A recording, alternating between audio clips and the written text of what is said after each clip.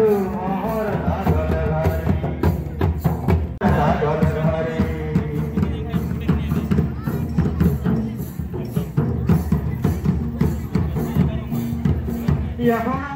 চল মিনি আসাম যাব দেশে বড় দুখ ৰে আসাম যায় সুখে খাব সোনাৰ আসাম দেশ ৰে মাজতো ঐক্যৰ সৃষ্টি কৰা হৈছে এখন দুখনকে নহয়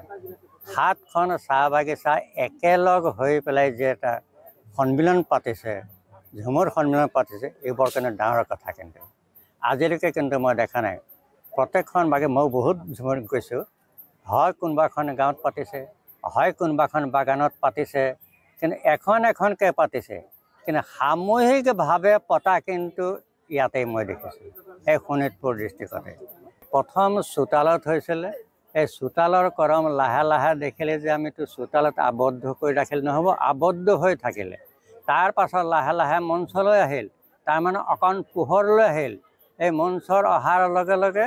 আকৌ বহল মঞ্চ এখনো পাবলৈ ধৰিলে অনুভৱটো আমি কৰিছোঁ কাৰণে এইখিনি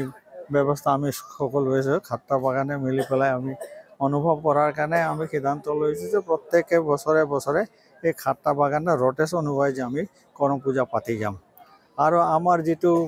প্ৰকৃতি আসল যিটো আমাৰ কৰম পূজাৰ ঐতিহ্যটো সেই সকলোৱে উপভোগ কৰক বা জানক বহুতে নাজানে এই কথাটো কি এই কৰম পূজা পাতিলে কি হয় কি ইতিহাস কি